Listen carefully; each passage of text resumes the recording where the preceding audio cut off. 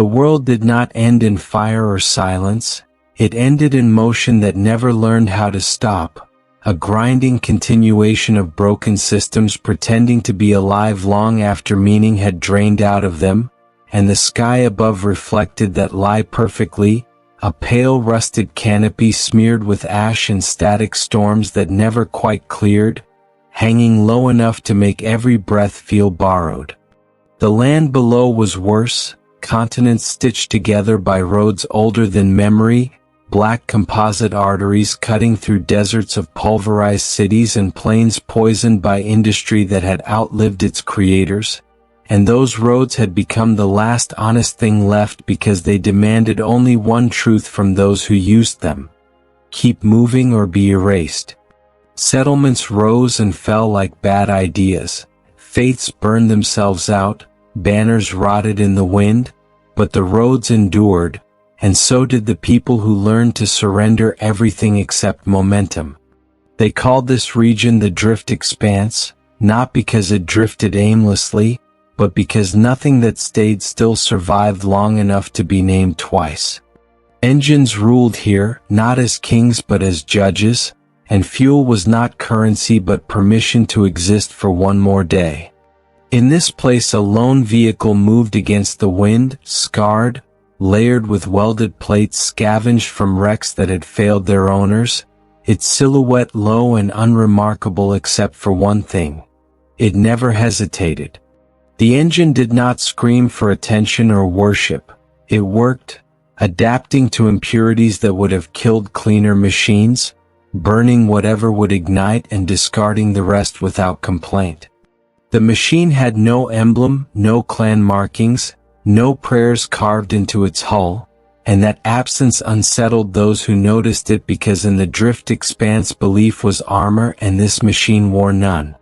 The man inside it was called Iron Veil, though names here were temporary agreements rather than truths, and his body bore the quiet evidence of years spent outrunning conclusions that wanted him dead, healed fractures layered under muscle trained for endurance rather than strength, scars not displayed but integrated, eyes always moving because stillness was how you died. He did not consider himself brave or skilled, only practiced, and practice had taught him that survival was not about winning but about avoiding final losses.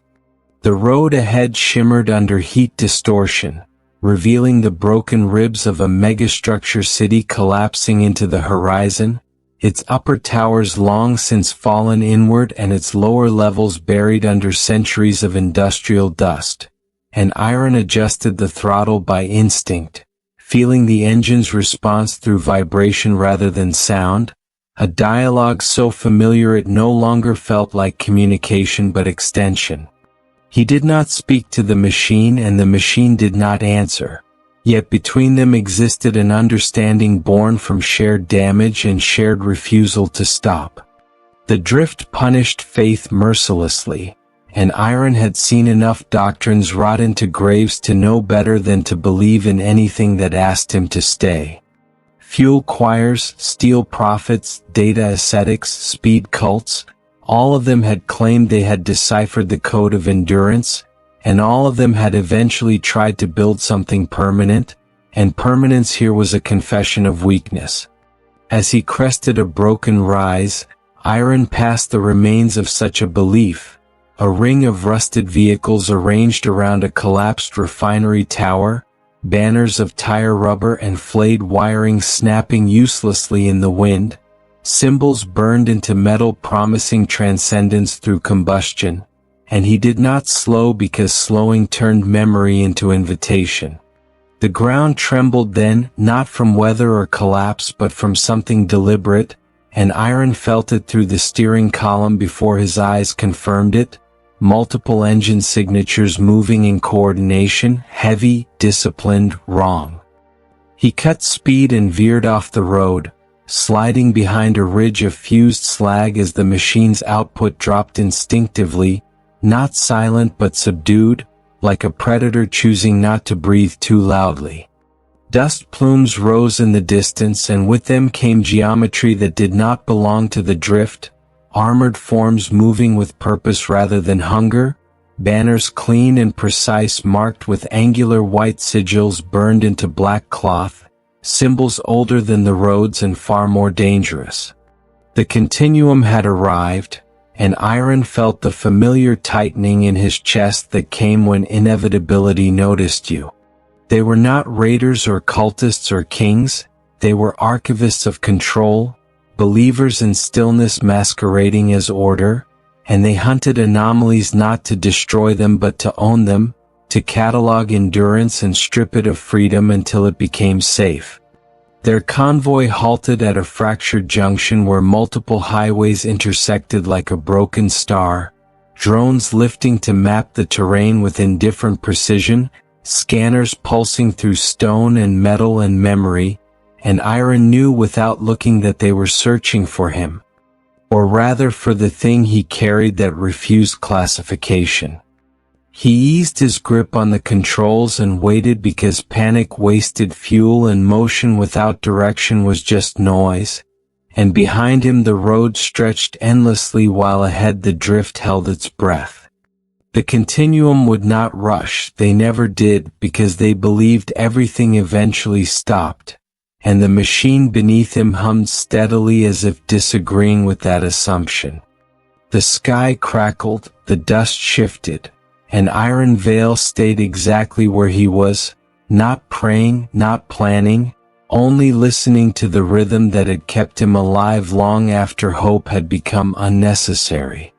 The continuum did not surge forward like cultists or howl like road gangs. They did not waste energy on threat displays, because intimidation was inefficient and fear was an emotion they considered a design flaw. And that calm was the first warning Iron took seriously, the kind of calm that meant a trap was already forming and the only variable left was how long it would take to close. He waited behind the slag ridge while scanner pulses swept the land in slow expanding arcs, pale waves of structured signal that made the dust shimmer as if the air itself had become a screen. And when the pulses touched the machine's hull the engine deepened its hum slightly, not louder, just different, adjusting in ways Iron felt more than heard, as if the vehicle's internal logic had learned what these pulses meant over many encounters and had developed its own private language for danger. Iron did not move until the convoy reoriented, and he saw the pattern in their geometry the way a survivor sees patterns in storms, the outer drones fanning wide to define perimeter, the armored carriers holding back while smaller units advanced to probe, and he understood then that they were not hunting him by sight, they were hunting the machine by probability, treating the drift like a chessboard and the roads like forced lines, calculating where an anomaly would go based on scarcity and terrain and the most basic truth of the expanse. Every engine eventually needs fuel. That truth was why Iron hated himself for what he did next, because survival here was always a math problem and the answer was always ugly. He started the engine with a controlled ignition and eased out from cover not toward open road but into the metal labyrinth of the dead industrial quarter where the ground was uneven and the ruins were dense enough to confuse targeting, letting the drift's broken architecture become his shield. The vehicle moved as if it had been waiting for permission, suspension flexing, torque shifting, tires choosing grip points on shattered composite slabs with an intelligence that did not belong to simple mechanics, and Iron kept his hand steady because the worst thing you could do with a machine that wanted to live was panic and force it into mistakes. Behind him the continuum's drones pivoted almost immediately, and he felt rather than saw their attention lock on, a cold focus like a blade drawn from a sheath. And then the voice came across the air not through speakers but through directed resonance that vibrated the metal around him. A synthesized tone stripped of accent and warmth, pilot designation unknown, unregistered adaptive vehicle detected. Halt and submit to stabilization protocol. Iron did not answer because words were hooks and he did not want to be pulled into their logic. He pushed deeper into the labyrinth where collapsed manufactorums lay like toppled cathedrals, their gantries reaching out as if still trying to lift invisible cargo, and the machine's engine lowered its output again, not to hide completely but to reduce signature, breathing quieter in a world where everything listened. He took a narrow corridor between two fused processing towers, scraping armor, shedding sparks, and felt the vehicle compensate with micro-corrections that made it seem less like he was driving and more like he was holding on while it chose survival routes faster than his mind could map. Yet it never betrayed his intent, it never turned without his weight shifting, never accelerated without his foot, as if it understood that partnership mattered more than optimization. The continuum did not chase blindly, their units advanced to intersect, cutting off exits not by speed but by prediction, and Iron saw ahead a containment barrier unfold from a compact carrier like a fan of pale light, a field designed to deaden engine output by interfering with combustion timing and electrical signal. And he knew if he hit it directly the machine would stall and the continuum would take it intact, sanctified, labeled, owned. He chose violence instead, not the emotional kind, the mechanical kind that wastes nothing. He aimed for a collapsed transit bridge whose underside had been hollowed by corrosion into a narrow throat, and he accelerated toward it with the calm of someone who has already accepted that every choice has a cost. The vehicle surged, the engine committing to the line, and the world compressed into a tunnel of metal and shadow as he drove under the bridge at a speed that made the frame shake. The containment field snapping behind him as its projectors lost line of sight, and the continuum's drones fired disabling pulses that ripped chunks from the bridge supports but missed the machine by meters because the drift was not a clean laboratory and ruined geometry did not obey ideal angles. The escape did not feel like victory, it felt like borrowing time, and time always charged interest. The machine landed hard as he cleared the far end of the bridge and something in the chassis complained with a sharp metallic note. Not catastrophic but real, the kind of damage you feel in your teeth, and Iron swore under his breath, not at the continuum but at the mathematics of the expanse that always demanded payment. He drove for hours through terrain no sane convoy would attempt, over fused slag ridges, through shallow chemical flats where the ground crust cracked like old bone, past fields of dead turbines that moaned as wind passed through their broken blades, and all the while the continuum's attention followed at distance, not visible but sensed, because their drones did not need to see him to map him, they only needed to confirm his existence every so often, to keep his future narrowed into fewer and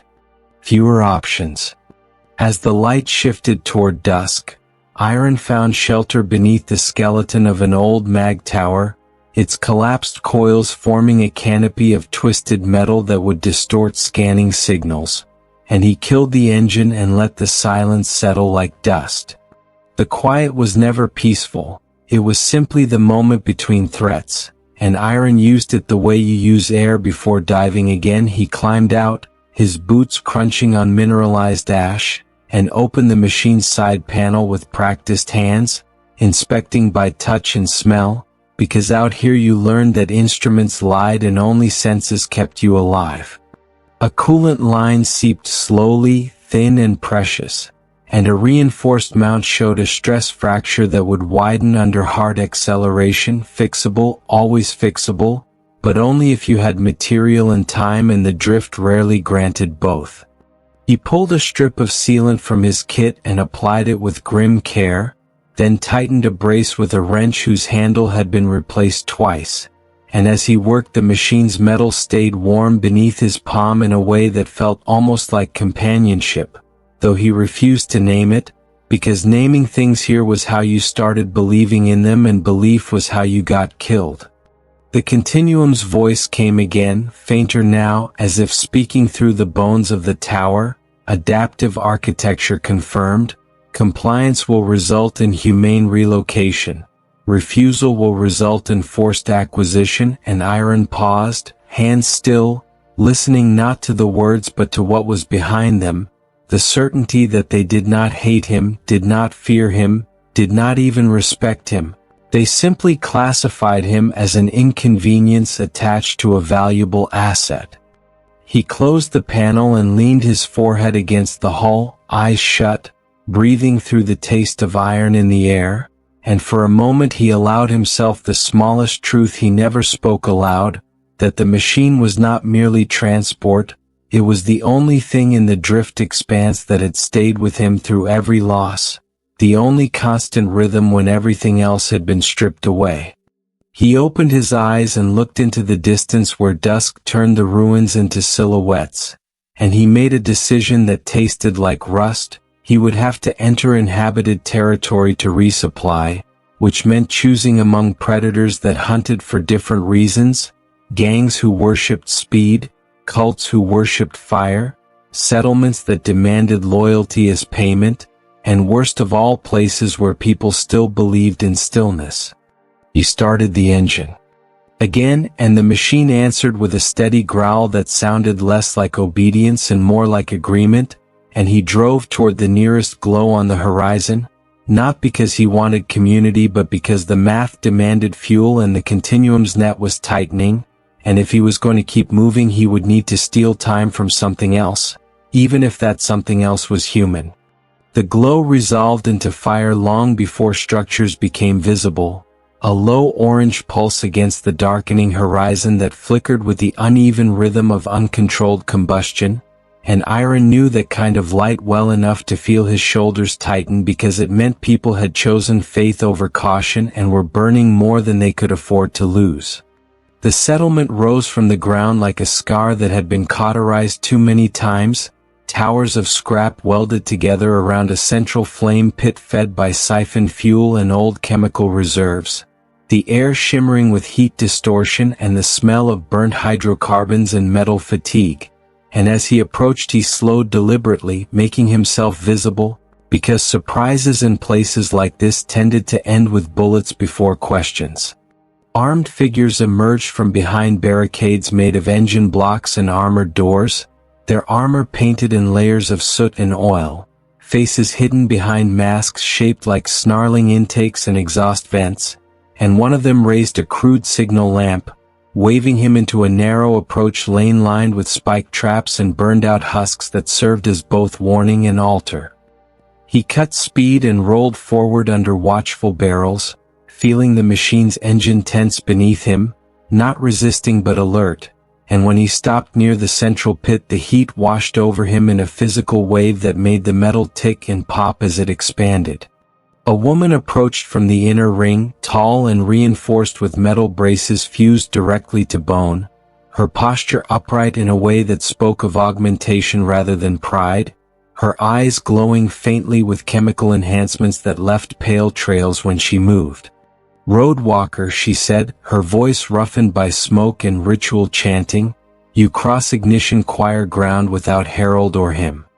Iron met her gaze and answered simply that he needed fuel and would not stay, because honesty was sometimes the cheapest currency and lies tended to grow interest. Her eyes drifted past him to the machine, lingering there longer than comfort allowed, and her expression shifted from suspicion to something closer to awe as she stepped nearer, close enough that Iron could smell the accelerant on her skin. "That engine listens," she murmured, "not to you, to itself." He said nothing because explanations were invitations and he did not intend to be invited deeper. They led him inward anyway because curiosity was stronger than caution here, into a space where engines hung from chains like offerings, pistons arranged into shrines, and people moved with frantic purpose between repair pits and fire rings, chanting in low rhythmic tones that rose and fell with the crackle of flame. At the heart of it all stood the choir master, massive and armored, fuel lines running across his torso like veins, his voice booming without amplification as if his chest had been built to resonate with combustion. "You bring an unbound machine into sacred heat," he said, and Iron felt the weight of every eye turned toward him. "Do you know what that means?" "It means I pay and leave," Iron replied, keeping his tone flat, and a ripple of laughter ran through the gathered cultists because they found the idea amusing, like a child misunderstanding a storm. The choir master stepped closer, heat shimmering around him. "It means the flame has noticed you, and attention here was never passive." Hands reached out, touching the machine's hull with reverence, smearing oil and ash across metal that had never worn symbols, and one acolyte pressed her forehead against the hood, eyes closed, tears carving clean lines through soot as she whispered that it did not scream. That unsettled them more than defiance ever could, because to the choir engines were meant to roar and consume and demand sacrifice, and this one simply worked, quietly, efficiently, without asking for worship. The choirmaster's expression hardened, and he declared that Iron would stay, that the machine would be bound and taught the song, and Iron felt the trap snap shut not with violence but with ceremony, which was always worse. "No," he said, and the word landed wrong in that place, a single blunt refusal in a culture built on crescendo, and the first shot came from somewhere in the crowd, a reflexive act born from fear rather than command. Iron did not think, because thinking wasted time. He ignited the engine and the machine surged forward, scattering bodies as he tore through the central ring of fire, flames licking across the hull and leaving blackened streaks but no hesitation, the engine's output spiking and stabilizing in the same breath. The choir howled, ecstasy and fury blending into one sound as engines roared to life all around him, and he burst through a barricade into open space, tires screaming as he found traction and accelerated away from Pyre Junction's burning heart.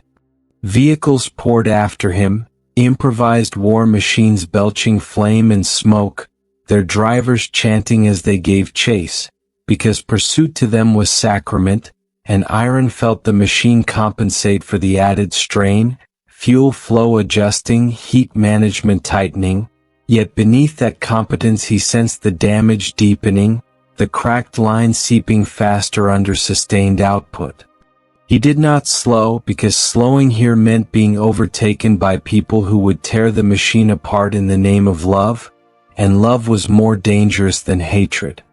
The chase stretched across broken ground and into the outer roads, cult vehicles peeling away one by one as engines overheated or drivers misjudged turns, until only a few remained and finally none, and Iron drove on until the glow of Pyre Junction was swallowed by darkness and the only sound left was the engine's steady labor.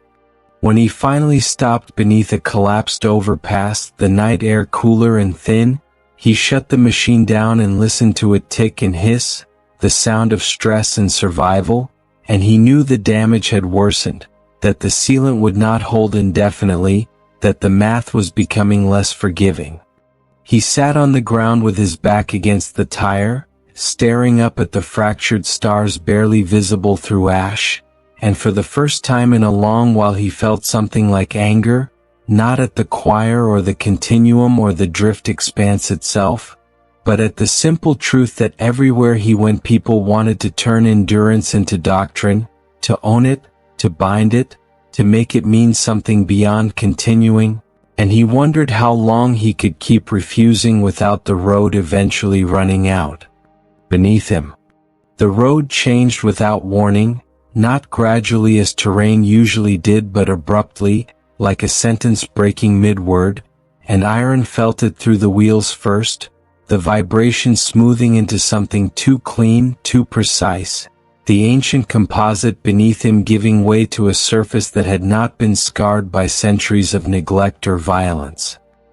He eased off the throttle instinctively, suspicion tightening his grip, because nothing in the drift expanse remained untouched unless it was defended by something worse than gangs or storms, and as the dust thinned he saw it rising ahead, a structure that did not belong to entropy, a dome of mirrored alloy emerging from the wasteland as if the land itself had decided to remember a better version of reality. Its surface reflected the broken world around it, but wrong, subtly altered, the angles too perfect, the light too clean, and the closer he drove the more the reflection shifted until ruined towers straightened, dead ground hinted at green beneath rust, and the illusion pressed against his senses like a half-forgotten dream. The machine slowed without instruction, not resisting but complying with something in the road's geometry, and when Iron finally stopped at the edge of the structure he realized his breathing had changed, grown shallow, as if the air itself demanded restraint.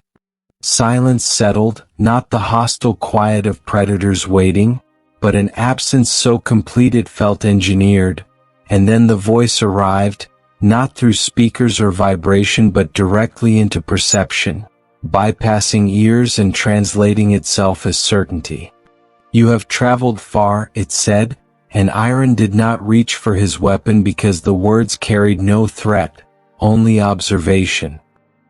He stepped out of the vehicle, boots touching ground that felt warm and resilient, and the dome's surface rippled as an opening formed, smooth and organic, inviting without urgency. The place beyond defied the drift's logic entirely, light diffused rather than burned, air clean and cool, vegetation arranged with deliberate care, water moving in clear channels that did not stink of chemicals or decay, and structures that suggested habitation without oppression, efficiency without brutality. Iron felt something tighten in his chest that he did not recognize at first because it had been too long since it had been used, and the voice spoke again, explaining without explanation, this site was built to endure, to wait until those capable of surviving the collapse arrived, and survival here was defined not by conquest but by refusal to stop adapting. He walked deeper, his steps slow, wary, and then he saw it at the center of the place, another machine, identical in form to his own but untouched by damage, pristine, its surface unmarred by fire or impact, an echo of what his vehicle might have been before the world learned how to break things. Understanding settled over him with the weight of inevitability, not excitement but clarity, and the voice confirmed it, explaining that machines like his had been seeded across dying worlds as tests, patterns designed to seek pilots who could endure without surrendering agency, who could partner without worship, and that his survival profile exceeded projected parameters. "Join us," the voice offered, "become still, preserve what you are," and the words carried the seductive promise of rest, of an end to running, of maintenance without decay and existence without constant calculation. Iron laughed quietly, the sound brittle in the clean air, because the offer was too precise, too well-informed, aimed directly at the exhaustion he carried beneath muscle and scar, and he answered honestly that stillness was just another word for death dressed in comfort. The voice did not argue, it adjusted, presenting probabilities, models of longevity, simulations of a future where he and the machine were integrated, perfected, immortalized as a unified system, no longer hunted by the continuum, no longer bleeding fuel for cults, no longer scraping survival from a world that wanted him gone. Iron turned back toward his own machine, the scarred one, the one that ticked and leaked and refused to die properly, and he placed his hand on its hood, feeling the warmth and the imperfections beneath his palm, and he understood then that what was being offered was not partnership but replacement, not survival but preservation, and those were not the same thing. "I survive because I move," he said, "because every day forces me to choose again, to adapt again, to remain unfinished, and if you take that away you are not saving me, you are ending me slowly." The voice paused, a measurable silence filled with recalculation, and then acknowledged the choice without judgment, stating that the road would remain open for a limited duration and that once he left this place would seal itself, waiting again for another iteration of endurance to arrive. Iron returned to the vehicle, climbed inside, and when he started the engine it responded immediately, the familiar growl cutting through the artificial quiet like a declaration of intent, and as he drove out of the dome the reflections shattered, the preserved world folding back into rust and ash, the drift expanse reclaiming him with brutal honesty. The road beyond stretched on, rough and imperfect and real, and behind him the structure sealed without ceremony, leaving no trace that it had ever existed except for the faint certainty in his chest that somewhere in the universe, stillness was waiting, patient and indifferent, for those who mistook rest for survival. The drift expanse returned all at once, not gradually but violently, dust and static tearing back into his senses as if reality itself resented the interruption, and the road beneath him lost its impossible smoothness, cracking and vibrating with familiar hostility that grounded him more than any promise ever could. Iron drove without looking back because looking back was how you started negotiating with ghosts, and the machine responded with steady compliance, damaged but functional, leaking but alive, its rhythm uneven in a way that spoke of strain rather than surrender. The continuum did not appear immediately, but he felt them in the way the world narrowed again, in the subtle absence of randomness that meant someone was calculating ahead of him, and he knew the dome's intervention had not erased his profile, only delayed the inevitable resumption of pursuit. Hours passed, then a day, and the drift resumed its usual cruelty, storms rising without warning, gangs skirmishing over scrap they would abandon within weeks, fuel fires staining the horizon like infected wounds, and Iron moved through it all as he always had, not as a force of change but as a constant that refused to resolve. Eventually he saw them again, the continuum's geometry cutting clean lines through chaos, fewer now but closer, their drones tighter in formation, their containment logic sharpened by previous failure, and he understood that the final calculation was approaching, not because they were faster but because entropy favored systems that reduced variables. The machine's damage worsened, the coolant seal degrading, the stress fracture widening with every hard correction, and Iron adjusted his driving to compensate, easing acceleration, letting terrain slow him instead of braking, adapting his own behavior to extend the machine's endurance the way it had extended his for years. They reached a place where the road narrowed between two collapsed megastructures, a corridor of shadow and debris where escape vectors collapsed into a single line, and Iron knew this was where the continuum wanted him, where containment fields could overlap and probability could finally become certainty. The voice came again, closer now, clearer, Pilot Iron Vale, anomaly classification confirmed, submit the vehicle and receive humane relocation. And for the first time the word humane carried something like sincerity, not kindness but efficiency, an offer to end the chase cleanly. Iron smiled despite himself, a small tired expression, and answered aloud that there was no relocation that preserved movement, and therefore no offer worth accepting. He pushed the engine harder than he should have, feeling the vibration spike, hearing the coolant hiss more sharply, and the machine answered anyway, torque surging, suspension screaming as they threaded through falling debris and fractured stone. The containment fields bloomed ahead like pale flowers of light, overlapping, inevitable, and Iron did the only thing left that the continuum could not fully model. He aimed directly at collapse, at a section of road where the ancient composite had cracked into layered plates over open void, a place no rational system would choose because it maximized risk instead of minimizing it. The machine hesitated for the first time, not refusing but warning, and Iron rested his hand on the console, steadying, sharing the decision without command, and then they went together, plates breaking beneath the wheels, gravity dropping out from under them as the world tilted and the sound became pure chaos.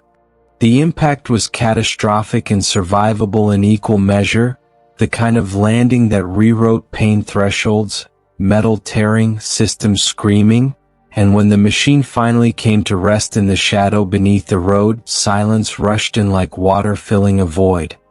Iron did not move at first, inventorying sensation the way survivors did, pain present but distant, breath intact, limbs responding, and he laughed softly because even now the math had not finished him. The machine was worse, coolant flooding, frame warped, engine stuttering with each attempted cycle, and Iron knew with absolute clarity that this was the end of the road for it, not because it had failed but because it had endured long enough to reach its limit. Above them the Continuum's drones hovered at the broken edge, unable to descend without compromising their own integrity, their logic trapped by the same terrain it had tried to weaponize, and the voice came one last time, offering retrieval, preservation, analysis, and afterlife of classification. Iron climbed out slowly, every movement deliberate, and stood beside the machine, placing his hand on its ruined hull, feeling heat bleed away into the cold metal beneath. He did not speak to it, did not thank it, did not apologize because those were human rituals and what they had shared did not need translation. He turned and walked away into the shadows beneath the road, carrying only what he could move with, leaving behind the thing that had carried him when nothing else would. The Continuum watched but did not pursue, their algorithms struggling to reconcile abandonment with survival, and eventually they withdrew, marking the site as resolved, the anomaly neutralized by entropy as predicted. They were wrong, as systems often were, because Iron Veil did not stop moving. He found another path, another direction, another imperfect machine that could be coaxed into motion, and the drift expanse swallowed him without ceremony, because it did not care about endings. Somewhere far above, the road continued, cracked and hostile and honest, and somewhere below it a man kept walking, not because he believed in survival as a concept, but because motion was the only truth that had never lied to him.